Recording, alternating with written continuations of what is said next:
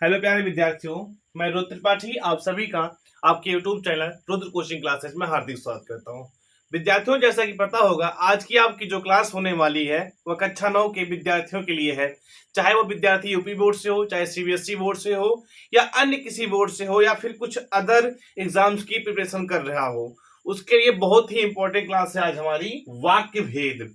इस वाक्य भेद के टॉपिक में लगभग ये हमारी जो क्लास है वो 1 घंटे के ऊपर होने वाली है। इस वाक्य भेद के जो टॉपिक हैं या जो लाइव क्लास चल रही है, इसमें शुरू से लेकर के यानी शून्य से लेकर के शिखर तक हम पहुंचेंगे और आपको बताएंगे वाक्य भेद होता क्या है व इसके प्रकार। तो सबसे पहले जानने की कोशिश करते हैं वाक्य भेद की परिभाषा। तो प्यारे बच्चों, की जो परिभाषा होगी वह होगी क्या कि सार्थक शब्दों का वह व्यवस्थित समूह। क्या होगी इसकी परिभाषा बेटा? सार्थक, यहां पे आप लोग लिखेंगे सार्थक शब्दों का वह समूह, सार्थक शब्दों का वह समूह। क्या लिखेंगे बेटा? सार्थक शब्दों का वह समूह जिनके माध्यम से जिनके माध्यम से जिनके माध्यम जिनके बेटा क्या हो जाएगा? जिनके माध्यम से मन के भाव, जिनके माध्यम से मन के भाव, मन के भाव या आप कह सकते हैं विचार प्रकट किए जाते हैं, विचार प्रकट किए जाते हैं, विचार प्रकट किए जाते हैं। विचार क्या किए जाते हैं बच्चा? प्रकट किए जाते हैं। उन्हें वाक्य कहते हैं। उन्हें क्या कहा जाता है बेटा? उन्हें वाक्य कहते हैं। इन्हें वाक्य कहा जाता है या उन्हें वाक्य कहते हैं। तो ये बेटा जो परिभाषा थी किसकी थी? वाक्य की परिभाषा थी। यानी सार्थक शब्दों का वह समूह जिनके माध्यम से मन के भाव या विचार प्रकट किए जाएं, उन्हें क्या कहा जाता है? वाक्य कहा जाता है। तो जैसे में हो जाएगा कि पक्षी गीत गाते हैं। उदाहरण ले लीजिए, इसका उदाहरण क्या हो जाएगा बच्चा? उदाहरण हो जाएगा पक्षी पक्षी गीत गाते हैं। पक्षी गीत गाते हैं। तो यह क्या हो गया बेटा? इसका उदाहरण हो गया। ठीक, आई बात समझ में? अब देखिए कि एक वाक्य में निम्नलिखित तत्व होने चाहिए।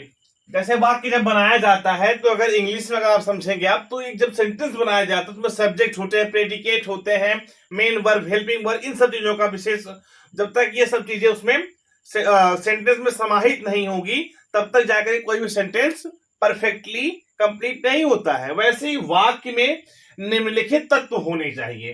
तो क्या डाल देंगे हेडिंग आप यहाँ पे कि वाक्य में, यहाँ पे लिखेंगे वाक्य में निम्नलिखित, वाक्य में निम्नलिखित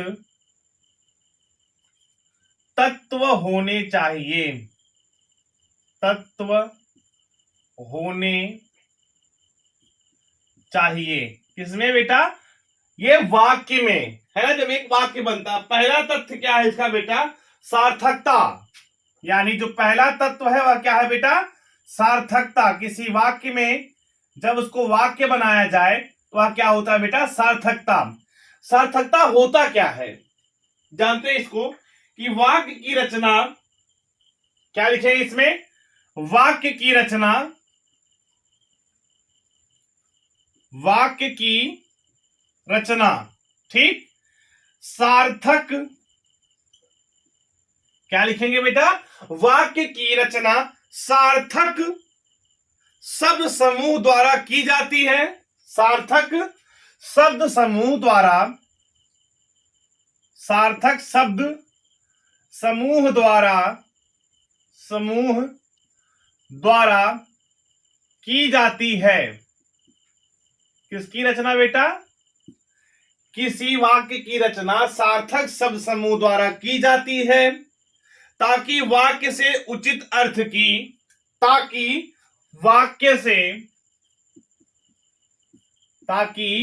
वाक्य से ठीक बेटा उचित अर्थ की ताकि वाक्य से उचित अर्थ की अभिव्यक्ति हो उचित अर्थ की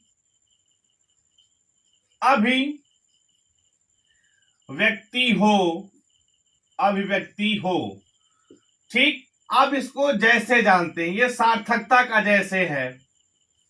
अभी आपने उदाहरण समझा था, अब ये क्या है बेटा सार्थकता का जैसे कि प्रातः होते ही पक्षी कलरव करने लगे। क्या हो बेटा इसमें प्रातः होते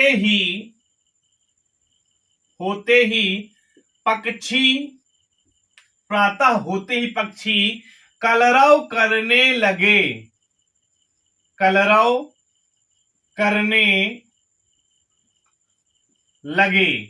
आई बात समझ बेटा कि प्रातः होते ही पक्षी कलरव करने लगे। ठीक। अब जो दूसरा है बेटा वह हमारा क्या है आकांक्षा। वाक्य में जो दूसरा तत्व है वह क्या है बेटा हमारा आकांक्षा। क्या है दूसरा हमारा जो तत्व है बेटा आकांक्षा। अब इस आकांक्षा तत्व से क्या बन के आएगा किसी वाक्य के एक पद को सुनकर क्या लिखेंगे आप कि किसी वाक्य के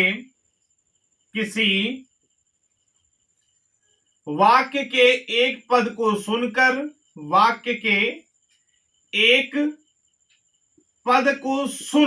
किसी वाक्य के एक पद को सुनकर बात समझे, यानी किसी वाक्य के एक पद को सुनकर ठीक अन्य आवश्यक पद को सुनने अन्य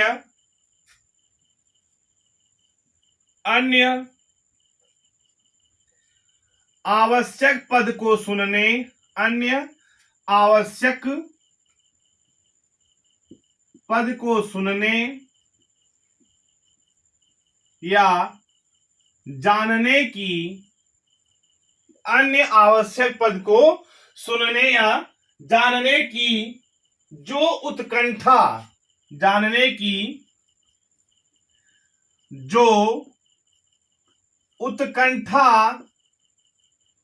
उत्पन्न होती है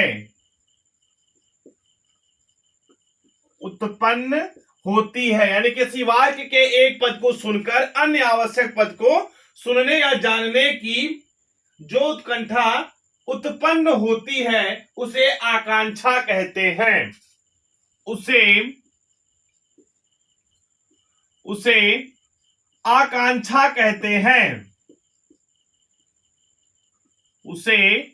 आकांक्षा कहते हैं।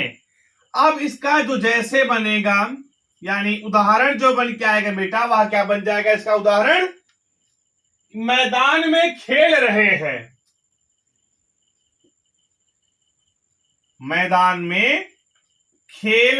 हैं लेकिन क्या यह वाक्य कंप्लीट है यानी पूर्ण है नहीं है। मैदान में खेल रहे हैं क्या यह वाक्य बेटा पूर्ण है नहीं। यदि यहीं पर जब हमारे मन में यह सवाल चलता है कि मैदान में खेल रहे हैं लेकिन हमारे माइंड में दिमाग में एक प्रश्न चलता है कि मैदान में कौन खेल रहे हैं, यदि यहीं पर जोड़ दिया जाए क्या कि लड़के मैदान में क्या जोड़ दिया जाए बेटा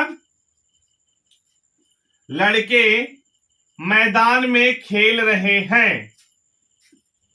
तो क्या हो जाएगा वाक्य पूर्णतः पूर्ण है। लड़के मैदान में खेल रहे हैं वाक्य हमारा क्या है बेटा पूर्ण हो गया यानी यहां लड़के शब्द जोड़ देने से वाक्य पूरा हो गया। इससे पहले वाक्य को लड़के शब्द की आकांक्षा थी यानी जिसके जुड़ते ही यह आकांक्षा समाप्त हो गई। अब जो थर्ड नंबर पे बेटा आता है वह है योग्यता। तीसरे नंबर पे क्या आता है बेटा वह आता है योग्यता। अब देखिए योग्यता क्या होती है तो जानने की कोशिश करेंगे कि वाक्य में प्रयुक्त प्रत्येक शब्द, क्या बेटा, कि वाक्य में प्रयुक्त प्रत्येक शब्द, वाक्य में प्रयुक्त प्रत्येक शब्द यानी जो पद बनते हैं, प्रत्येक शब्द या पद, वाक्य में प्रयुक्त प्रत्येक शब्द प्रसंगानुरूप, क्या बेटा, प्रसंगानुरूप, प्रसंगानुरूप, प्रसंगानुरूप अर्थ प्रदान करता है, अर्थ प्रदान करता है,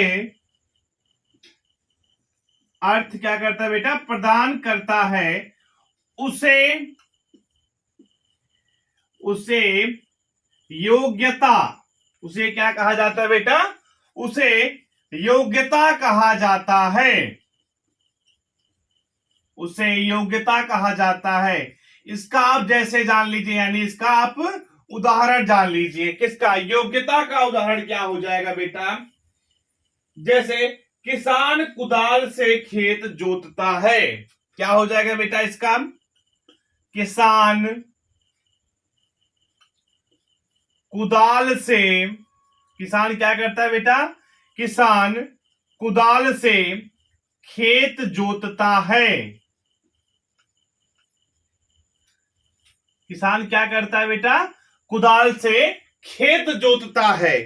यानी इस वाक्य में योग्यता का अभाव है, क्योंकि कुदाल से खेत की जुताई नहीं की जाती है। कुदाल के स्थान पर, यानी अगर यहां पर हल का प्रयोग किया जाए तो वाक्य जो वांछित योग्यता आ जाती है। यानी जब लिखेंगे हम कि किसान हल से खेत जोतता है, यानी कुदाल के स्थान पर यदि लिख दिया जाए किसान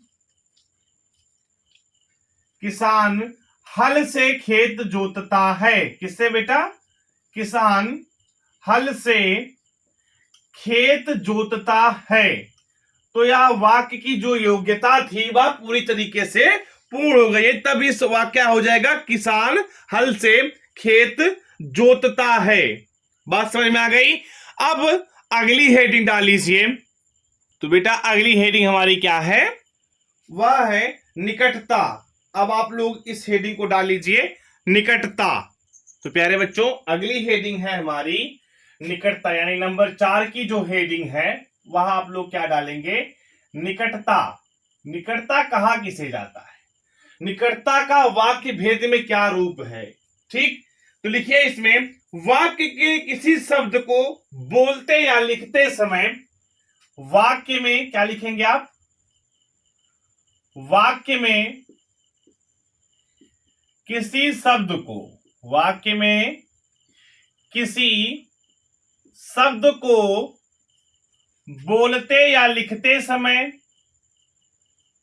बोलते या लिखते समय,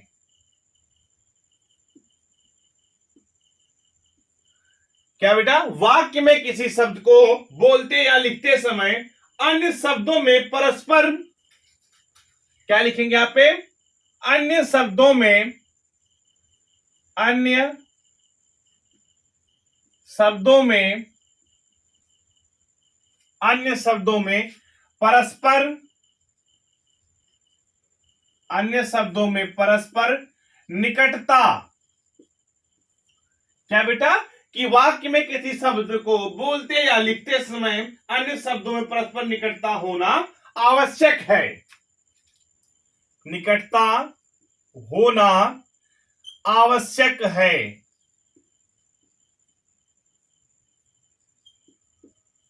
ठीक, ये चीज आपने लिख लिया। अब इसी आगे आप लिखिए, इसके अभाव में शब्दों से, इसके अभाव से या इसके अभाव में, इसके, क्या लिखेंगे बेटा आप यहां पे, इसके अभाव में शब्दों से, इसके अभाव में शब्दों से अभीष्ट अर्थ, कौन सा बेटा, अभीष्ट अर्थ की प्राप्ति, अभीष्ट अर्थ की प्राप्ति नहीं की जा सकती, प्राप्ति नहीं हो पाती या नहीं की जा सकती, प्राप्ति नहीं हो पाती है। जैसे ले लीजिए इसका निकटता का, जैसे गाय डाट डाट डाट घास, गाय के बाद क्या लिखेंगे आप ऐसे, फिर घास, फिर क्या लिखेंगे, चर रही है। तो क्या इसमें निकटता पाएगी कि नहीं पाएगी, नहीं पाएगी भाई, अलग अलग है सबके, ठीक। यानी यहां गाय शब्द बोलकर रुक जाने से मन में जिज्ञासा उठती है। जब गाय लिखा गया, गाय फिर कुछ देर रुक गए हम, घास फिर कुछ देर रुक गए, चर रही है। यानी यहां पर गाय शब्द बोलकर रुक जाने से मन में क्या होता है, मन में जिज्ञासा उठती है कि गाय कहीं दूध तो देती नहीं है, या दुधारू पशु तो नहीं है, या कुछ और है। इसी प्रकार घास कहने के बाद, इसी प्रकार घास कहने के बाद रुक जाने से जिज्ञासा प्रकट होती है और हमें अर्थ के लिए अनुमान लगाना पड़ता है। अतः इस वाक्य को बिना रुके इस प्रकार लिखा या बोला जाना चाहिए कि गाय घास चर रही है। बात समझ में आ गई। अब इसी में अगला लिखिए बेटा, पद क्रम। 5वें नंबर पे आपका क्या आता है, पद क्रम। यह एक वाक्य में जो चीजें मैं लिखा रहा हूं, एक वाक्य में होना अति आवश्यक है।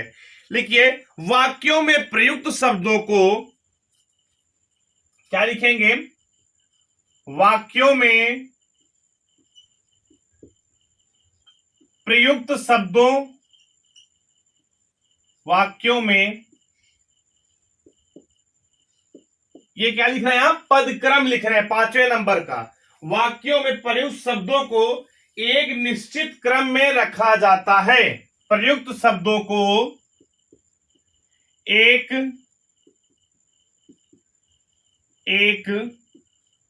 निश्चित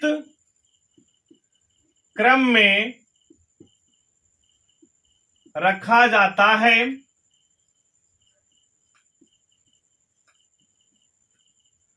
ताकि, एक निश्चित क्रम में रखा जाता है ताकि वांछित अर्थ की अभिव्यक्ति हो, ताकि वांछित अर्थ की अभिव्यक्ति हो। किसकी बेटा, वांछित अर्थ की अभिव्यक्ति हो। इसे ही पदक्रम कहते हैं। इसे ही क्या कहा जाता है बेटा, इसे ही पदक्रम, इसे ही पदक्रम कहते हैं। बात समझ में आ गई बेटा, पदक्रम किसे कहा जाता है। जैसे पटरी रेलगाड़ी पर दौड़ती है, जैसे में क्या लिखेंगे आप, पटरी रेलगाड़ी पर, पटरी रेलगाड़ी पर दौड़ती है। तो यह क्या है बेटा, इसका जो पद है वह इस प्रकार से नहीं होगा। क्या हो जाएगा इसका, यानी पदक्रम से दृष्टि के देखा जाए तो यह वाक्य है ही नहीं क्रमवाइज से, उचित नहीं है।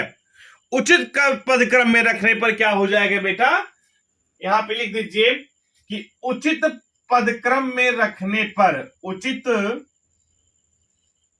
पदक्रम में रखने पर, उचित पदक्रम में रखने पर वाक्य क्या हो जाएगा, रेलगाड़ी पटरी पर दौड़ती है। क्या हो जाएगा बच्चा, रेलगाड़ी पटरी पर, रेलगाड़ी कहां दौड़ती बेटा, पटरी पर दौड़ती है। यह बेटा आपका क्या हो गया, उचित पदक्रम में रखने पर। छठवां नंबर डाल लीजिए आप, अन्वय। एक वाक्य में जो होता है वह छठवां नंबर क्या बेटा, अन्वय। अन्वय भी होना अति आवश्यक है किसी वाक्य को परिपूर्ण करने के लिए। तो क्या होगा बेटा, वाक्य अनेक शब्दों का व्यवस्थित मेल होता है। वाक्य अनेक शब्दों का, वाक्य क्या होता है बेटा, अनेक शब्दों का व्यवस्थित मेल होता है। वाक्य क्या होता है बेटा, अनेक शब्दों का व्यवस्थित मेल होता है। यही व्यवस्थित रूप,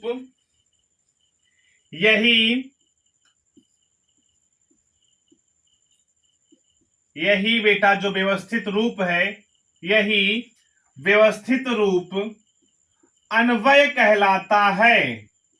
अन्वय कहलाता है। यही व्यवस्थित रूप क्या कहलाता है बच्चा, अन्वय कहलाता है। जैसे ले लीजिए आप, अन्वय का जो जैसे यानी जो उदाहरण है इसका, अन्वय का धोबी कपड़े धोती है। क्या बेटा, धोबी कपड़े धोती है।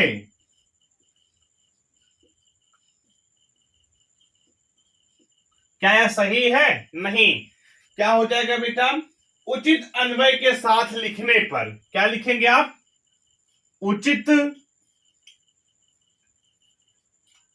अन्वय के साथ, उचित अन्वय के साथ लिखने पर।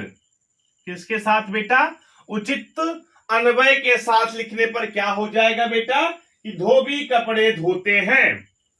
क्या हो जाएगा इसका, धोबी कपड़े धोते हैं। या बेटा उचित अन्वय के साथ लिखा हुआ है। तो यानी जो वाक्य के निम्नलिखित भेद होते थे, सॉरी, वाक्य के निम्नलिखित जो अव्यय या तत्व होते थे वह इस प्रकार से थे। अब आप लोग अगली हेडिंग डालिए, वाक्य के भेद। अगली हेडिंग क्या डालेंगे बेटा आप लोग, वाक्य के भेद। अब जाकर के आपका जो मेन मोटो है यहां पर वह बन के आया क्या बेटा, वाक्य के भेद या वाक्य भेद।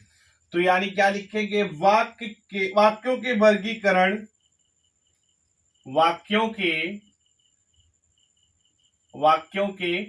वर्गीकरण के, वाक्यों के वर्गीकरण के, वाक्यों के वर्गीकरण के मुख्यतः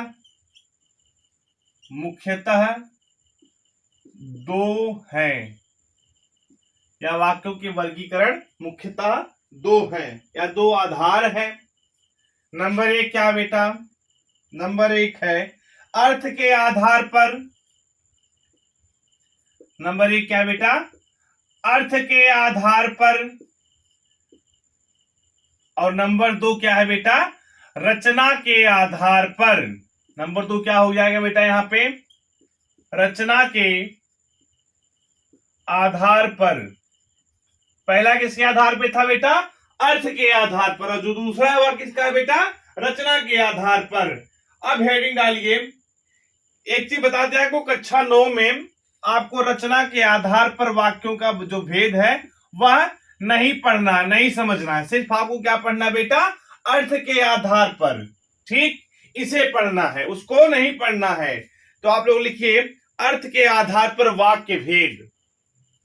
हेडिंग डालिए ऐसे, अर्थ के आधार पर, अर्थ के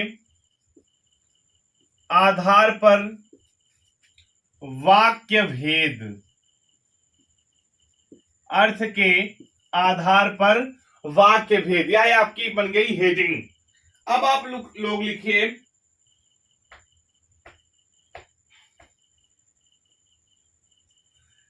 तो इस आधार पर वाक्य के 8 भेद होते हैं, यानी अर्थ के आधार पर। क्या लिखेंगे आप? अर्थ के आधार पर वाक्य के अर्थ के आधार पर बेटा वाक्य के 8 भेद होते हैं। कितने भेद होते हैं बेटा? 8 भेद होते हैं। 8 आप लोग लिख लीजिए। पहला भेद है बेटा विधानवाचक। पहला है आपका क्या है? विधानवाचक वाक्य पहला है। दूसरा आप लोग लिख लीजिए प्रश्नवाचक वाक्य। दूसरा है आपका क्या बेटा? प्रश्नवाचक वाक्य। पहला था आपका क्या? विधानवाचक वाक्य। दूसरा है प्रश्नवाचक वाक्य। तीसरा है बेटा आज्ञावाचक वाक्य। तीसरा है आपका आज्ञावाचक वाक्य। चौथा है बेटा आपका संदेहवाचक वाक्य। चौथा है बेटा आपका क्या? संदेहवाचक वाक्य। 5वें नंबर पर आपका आता है बेटा नकारात्मक वाक्य। नकारात्मक वाक्य। 6वें नंबर पे आता बेटा इच्छावाचक वाक्य। 7वें नंबर पे बेटा आपका आता है विस्मय वाचक वाक्य। 8वें नंबर पे आपका आता है बेटा संकेतवाचक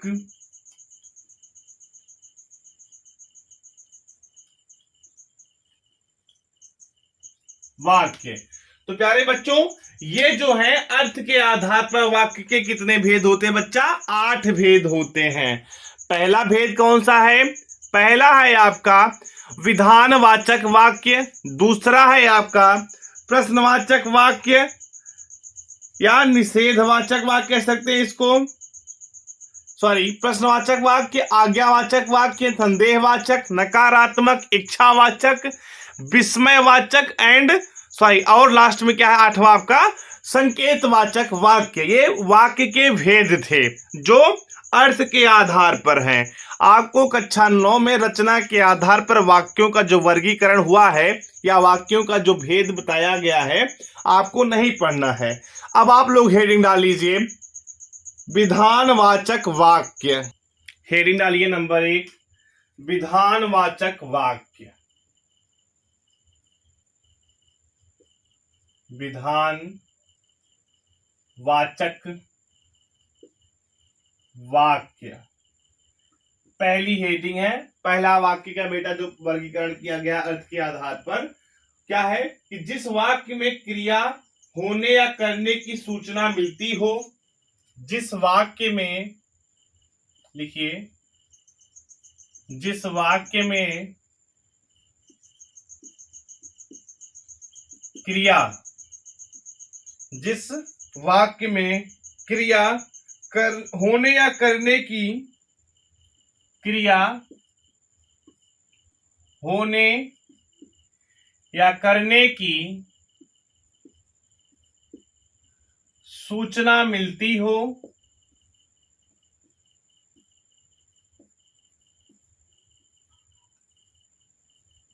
करने या होने की सूचना मिलती हो या इस प्रकार का सामान्य कथन हो या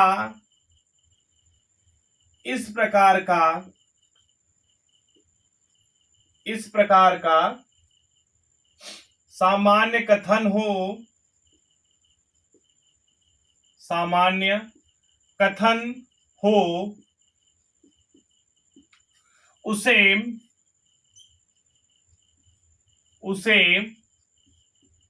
विधानवाचक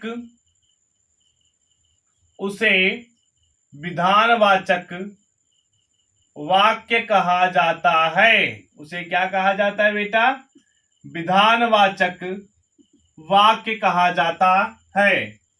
जैसे मान के चलिए आप विधानवाचक वाक्य में जैसे ले लीजिए कि पक्षी घोंसले से उड़ चुके हैं। जैसे बेटा क्या है इसमें कि पक्षी घोंसले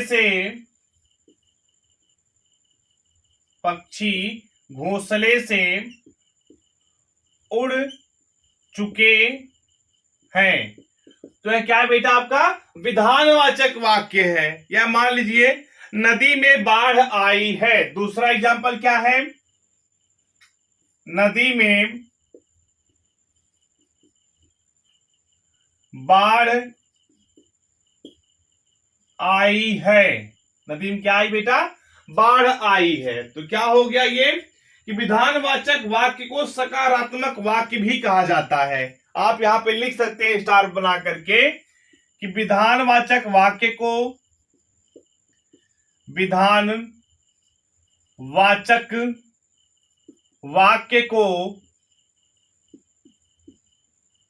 सकारात्मक वाक्य भी कहा जाता है। विधानवाचक वाक्य को क्या कहा जाता है बच्चा? सकारात्मक वाक्य भी कहा जाता है। किसे? विधानवाचक वाक्य को सकारात्मक वाक्य भी कहा जाता है। अगला है जो हमारा वह है निषेधवाचक या नकारात्मक वाक्य। यानी ऐसे क्रिया जिनके होने से या न किए जाने से जो हमें पता चलता है या जो हमें बेटा क्या होता है? बोध होता है। एक बार फिर से समझ लीजिए कि निषेधवाचक वाक्य होते क्या हैं। यानी जिन वाक्यों से क्रिया न होने या न किए जाने का भाव प्रकट होता है। न किए जाने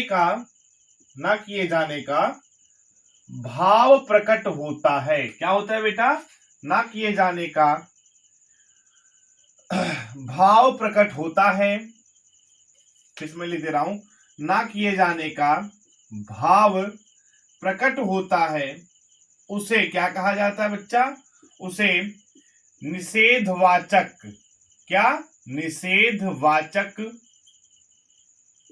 उसे क्या कहा जाता है बच्चा? उसे निषेधवाचक या नकारात्मक वाक्य कहा जाता है।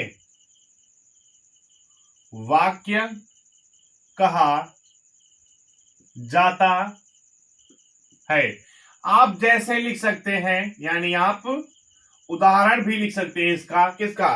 निषेधवाचक वाक्य नकारात्मक वाक्य का। जैसे बेटा रोहन धूप में ना निकलना। किसी बच्चे का नाम है, वहां आप क्या लिखेंगे कि रोहन धूप में ना निकलना। तो यह क्या हो गया बच्चा? निषेधात्मक या निषेधवाचक वाक्य, नकारात्मक वाक्य। अगला हम डालते हैं बेटा नंबर 3 है प्रश्नवाचक वाक्य। नंबर 3 हमारा क्या कहता है? प्रश्नवाचक वाक्य। अब हम प्रश्नवाचक वाक्य की परिभाषा समझते हैं। सीधी सी बात है, इसमें एक प्रश्न किया जाएगा यानी क्वेश्चंस किए जाएंगे। जिन वाक्यों में प्रश्न पूछा जाता है, क्या लिखेंगे कि जिन वाक्यों में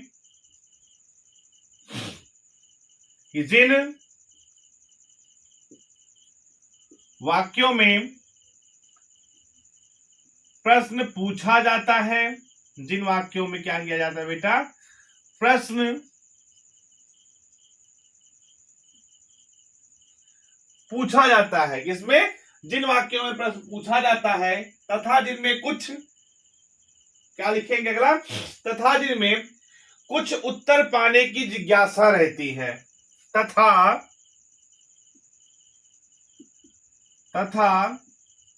जिनमें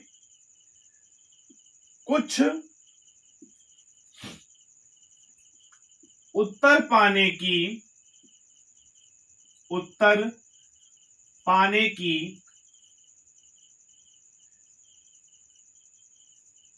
जिज्ञासा, कुछ उत्तर पाने की जिज्ञासा रहती है, उसे प्रश्नवाचक वाक्य, उसे क्या कहा जाता है बेटा? प्रश्नवाचक वाक्य कहा जाता है। उसे क्या कहा जाता है बेटा? प्रश्नवाचक वाक्य कहा जाता है। अब इसका जैसे क्या हो जाएगा बेटा? तुम कल विद्यालय क्यों नहीं आए? तुम कल विद्यालय, तुम कल विद्यालय क्यों नहीं आए? और वाक्य के अंत में क्या लगता है बेटा? क्वेश्चन मार्क यानी प्रश्नवाचक चिन्ह, जैसे क्या, कब, कैसे, क्यों, कहां। कुछ शब्द होते हैं जैसे क्या, कब, कैसे, क्यों, कहां, कितना इत्यादि। तो ये क्या होते हैं बेटा? प्रश्नवाचक शब्द दिए रहते हैं। बात समझ आपको आ गई? अब आप लोग अगली हेडिंग डालिए, आज्ञावाचक वाक्य। कौन सी हेडिंग पर जाएगी बेटा अगली आपकी? तो प्यारे बच्चों, अगला जो हमारा चौथे नंबर पर क्या है? आज्ञावाचक वाक्य, यानी जिन वाक्यों में आज्ञा या क्या लिखेंगे आप यहां पे? जिन वाक्यों में, जिन वाक्यों में आज्ञा या अनुमति या आज्ञा या अनुमति लेने या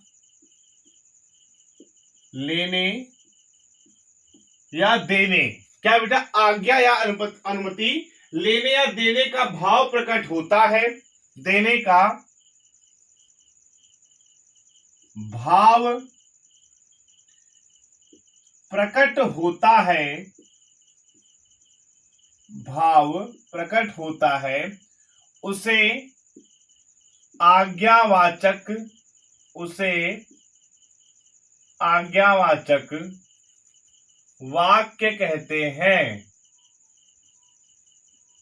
उसे क्या कहा जाता है बेटा? आज्ञावाचक वाक्य कहते हैं। अब इसका जैसे क्या बन जाएगा बेटा? किसका? आज्ञावाचक वाक्य का। जैसे मान लीजिए, किताब के पेज मत फाड़ो। क्या है बेटा? किताब के पेज मत फाड़ो। तो क्या बन गया? ये आज्ञा सूचक वाक्य, आज्ञा वाचक वाक्य बन गया। अगला है आपका 5वें नंबर का एक उदाहरण मैं आपको और बता सकता हूं इस चीज का, आज्ञावाचक का। वह हो सकता है क्या? दीवारों को साफ कर दो, आज्ञा दी जा रही है। यह काम कल तक जरूर पूरा कर देना। क्या है ये?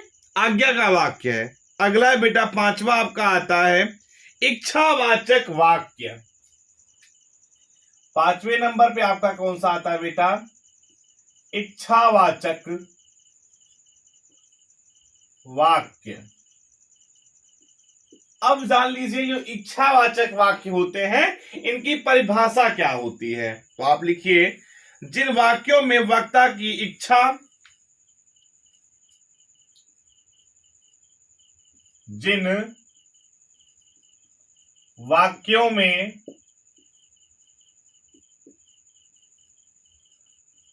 वक्ता की इच्छा,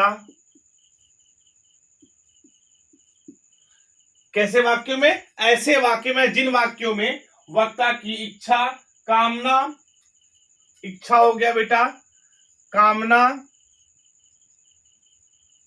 व आशीर्वाद का भाव, आशीर्वाद का भाव प्रकट होता है, प्रकट होता है, उसे इच्छावाचक, उसे इच्छावाचक वाक्य, उसे इच्छावाचक वाक्य कहते हैं।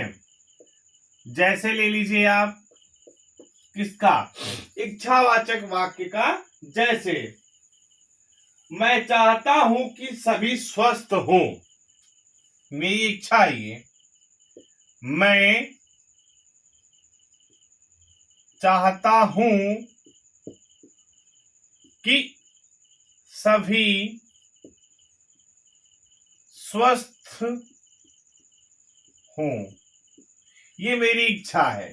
ठीक, यानी इच्छा यानी उसे कामना क्या है, मित्र जन्मदिन की ढेर सारी बधाइयां, या क्या आपकी इच्छावाचक वाक्य है। अगला है बेटा आपका विस्मयवाचक वाक्य। छठा नंबर पे क्या आता है बेटा आपका, विस्मय वाचक वाक्य। अब ये विस्मयवाचक वाक्य क्या होता है बेटा, आप जान लीजिए। विस्मय का अर्थ है आश्चर्य, विस्मय का अर्थ क्या होता है, आश्चर्य होता है। यहां पे मैं लिख दे रहा हूं, विस्मय का अर्थ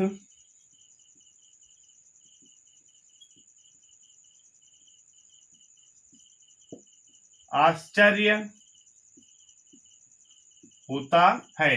विस्मय का अर्थ क्या होता है बेटा, आश्चर्य होता है। जिन वाक्यों से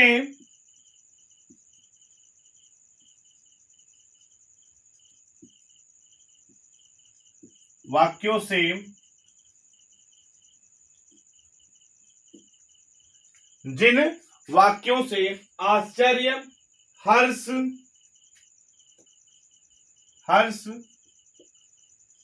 घृणा, ऐसे वाक्यों से आश्चर्य, हर्ष, घृणा, शोक, दुख, भय, शोक, दुख, भय आदि का भाव उत्पन्न होता है, आदि का भाव उत्पन्न होता है, उसे विस्मयवाचक, उसे विस्मयवाचक वाक्य कहा जाता है। बात समझ आ गई बेटा। जैसे मान लीजिए इसका, यानी उदाहरण क्या हो जाएगा इसका, विस्मयवाचक वाक्य का बेटा हो जाएगा, जैसे वाक्य क्या हो जाए, अरे कितना विशाल मैदान है, जैसे अरे कितना विशाल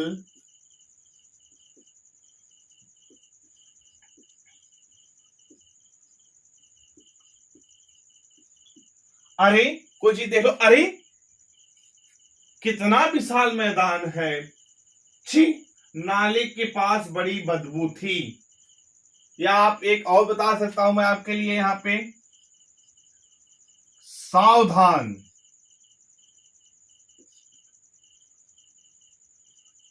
ट्रक आ रही है।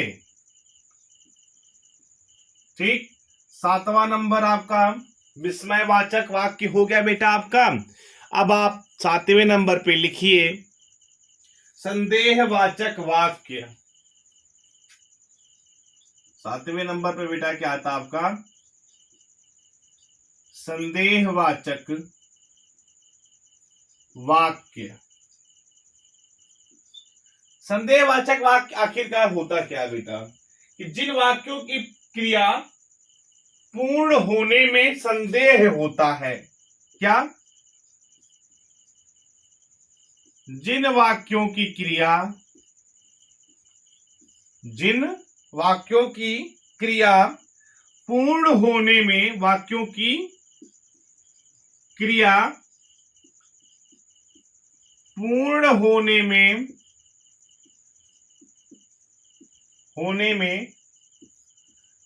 संदेह होता है,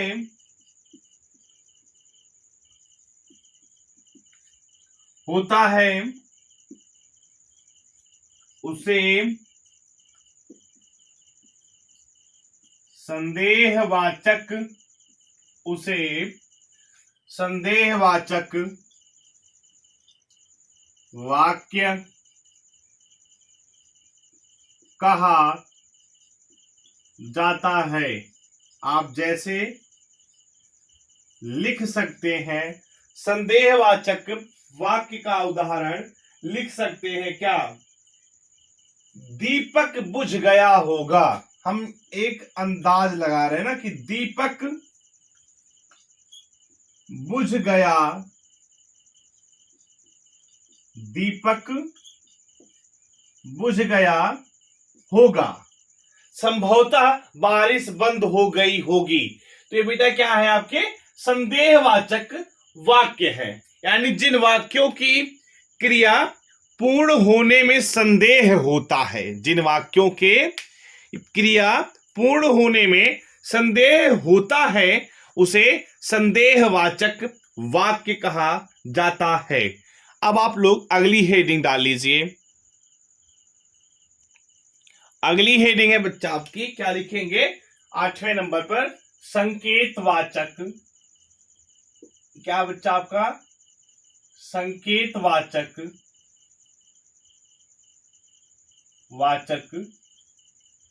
वाक्य। संकेतवाचक वाक्य की परिभाषा क्या होती है बेटा?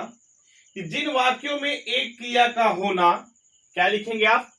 जिन वाक्यों में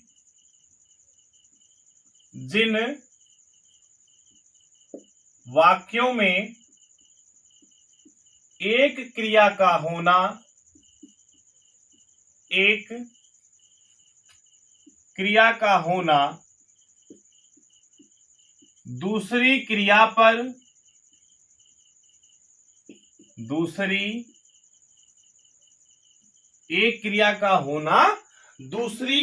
पर निर्भर करता है। दूसरी क्रिया पर क्या करता है बेटा? निर्भर करता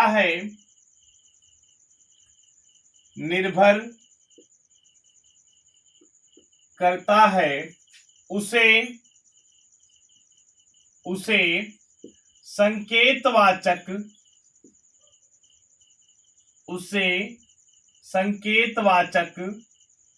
वाक्य कहा जाता है। उसे क्या कहा जाता है बच्चा? संकेतवाचक वाक्य कहा जाता है। आप जैसे में लिख सकते हैं, यदि वर्षा रुकती तो मैं घर जाता। संकेत कर रहे हैं क्या? कि यदि वर्षा रुकती, यदि क्या होता है बेटा? वर्षा रुकती तो मैं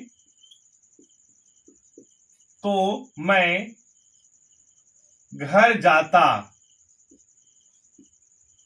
क्या है ये संकेतवाचक वाक्य है। अब हेडिंग लास्ट डाल लीजिए, वाक्य रूपांतरण। क्या हेडिंग बच्चा आपकी? वाक्य रूपांतरण। इसमें एक वाक्य से दूसरा वाक्य किस प्रकार से बनाए, यह बताया जाएगा। आपके जो 8 वाक्य हैं, इनको अच्छी तरीके से बता दिया गया बेटा। लिखिए कि देखो, अर्थ के आधार पर वाक्य के 8 भेद होते हैं। अर्थ के आधार पर लिख दीजिए यहां पे कि अर्थ के आधार पर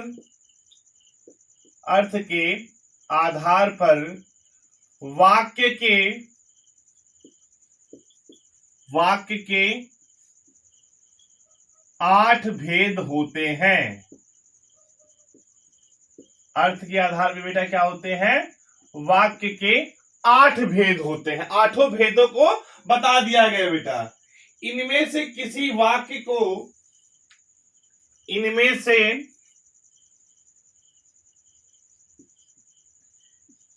से किसी वाक्य को दूसरे वाक्य में, किसी वाक्य को दूसरे वाक्य में बदलना ही, वाक्य में बदलना ही वाक्य रूपांतरण कहलाता है। क्या कहलाता है बच्चा, वाक्य रूपांतरण कहलाता है। अब आपको मैं जैसे बता देता हूं, इसी जैसे से आप अन्य वाक्यों को भी रूपांतरित कर सकते हैं। जैसे बेटा, पक्षी आकाश में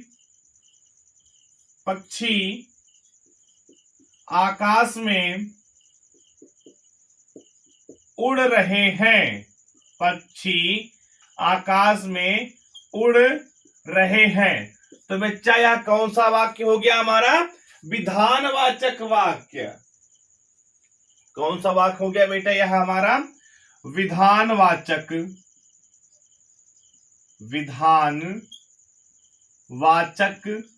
वाक्य। ठीक इसी को जब आप चेंज करेंगे, पक्षी आकाश में नहीं उड़ रहे हैं, तो इसका क्या हो जाएगा बेटा, निषेधवाचक वाक्य। क्या बन जाएगा इसका बेटा, निषेधवाचक वाक्य या नकारात्मक वाक्य। पक्षी आकाश में नहीं उड़ रहे हैं। अगला क्या बन जाएगा बेटा, क्या पक्षी आकाश में उड़ रहे हैं, क्या पक्षी आकाश में उड़ रहे हैं। तो यह क्या हो जाएगा बेटा, प्रश्नवाचक वाक्य। कौन सा वाक्य बन गया बेटा, ये प्रश्नवाचक वाक्य। क्या पक्षी आकाश में उड़ रहे हैं। अगला बेटा, शायद पक्षी, अगला क्या हो जाएगा बेटा, शायद पक्षी आकाश में उड़ रहे होंगे। तो यह कौन सा हमारा हो गया बेटा, संदेहवाचक वाक्य। संदेहवाचक वाक्य। तो विद्यार्थियों, जैसा कि पता है आपकी जो क्लास थी हिंदी व्याकरण यानी हिंदी ग्रामर की, कक्षा 9 के विद्यार्थियों के लिए, चाहे वो यूपी बोर्ड से हो, चाहे सीबीएसई बोर्ड से हो, चाहे आईसीएसई बोर्ड से, एक कोई भी विद्यार्थी जो भी कंपटीशन लेवल की तैयारी कर रहे हो, उनके लिए वाक्य भेद की संपूर्ण क्लास, ये लाइव क्लास थी बेटा आप लोगों के लिए। तो मैं फिर से कहना चाहता हूं, आपके जितने विद्यार्थी कक्षा 9 के हैं, चाहे हिंदी मीडियम से पढ़ रहे हो, चाहे इंग्लिश मीडियम से पढ़ रहे हो, उनके साथ इस लिंक को शेयर कीजिए। उनसे कहिए कि आप जाकर के वीडियो को फ्री ऑफ कॉस्ट वॉच करके जो भी उसके इंपॉर्टेंट पॉइंट्स हैं उसको नोट कर लीजिए। और वीडियो कैसी लगी आप हमें कमेंट के माध्यम से जरूर बताते रहिएगा। लास्ट में फिर कहूंगा कि आपको यह क्लास कैसी लगी, हमें आप कमेंट के माध्यम से जरूर बताइएगा। Thank you so much.